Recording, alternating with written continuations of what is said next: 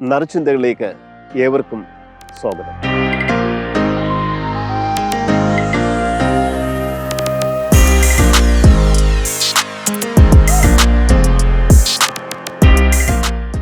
നമ്മുടെ ഇന്നത്തെ ചിന്താവിഷയം മനുഷ്യനെ കുറിച്ചാണ്. മനുഷ്യന് കാണുന്ന ഒരു ശരീരവുമുണ്ട്, കാണാത്തൊരു ആത്മാവുമുണ്ട്. കാണുന്ന ശരീരത്തിൻ്റെ സംരക്ഷണം പോലീസിനും ആത്മാവിൻ്റെ സംരക്ഷണം മത പുരോഹിതർക്കുമാണ്. ഒരു മനുഷ്യൻ്റെ ശരീരത്തിൽ അകാരണമായി മറ്റൊരു മനുഷ്യൻ ആക്രമിച്ചാൽ പോലീസ് ഇടപെടും. ഒരു മനുഷ്യൻ്റെ ആത്മാവിൻ്റെ വിശുദ്ധി നഷ്ടപ്പെട്ടു പോയാൽ നമ്മൾ മത പുരോഹിതരെയാണ് സമീപിക്കുക. മരണാനന്തര ജീവിതത്തെക്കുറിച്ച് എല്ലാ മതങ്ങളും പറഞ്ഞു വെക്കുന്നത് ഒന്ന് തന്നെയാണ്.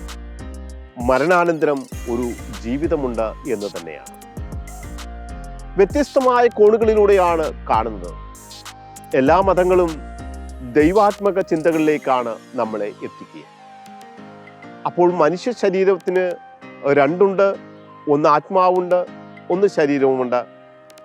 ശരീരത്തെയും ആത്മാവിനെയും നിയന്ത്രിച്ചു പോകുന്ന ഒരു മനുഷ്യനാണ് യഥാർത്ഥ മനുഷ്യൻ. ആ മനുഷ്യനുള്ള കാഴ്ചപ്പാടുകളാണ് നല്ലൊരു സമൂഹത്തെ വാർത്തെടുക്കുവാനായിട്ട് സഹായിക്കുക.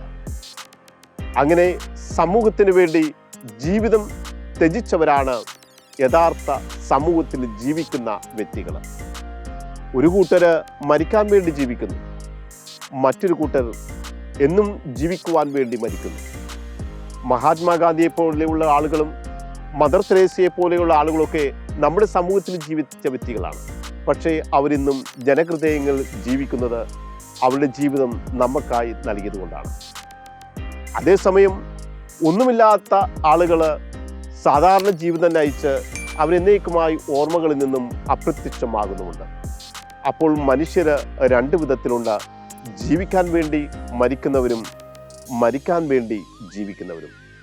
ഇത് രണ്ടും മനുഷ്യൻ തന്നെയാണ്. മനുഷ്യൻ ഒരു സാമൂഹ്യ ജീവിയാണ്.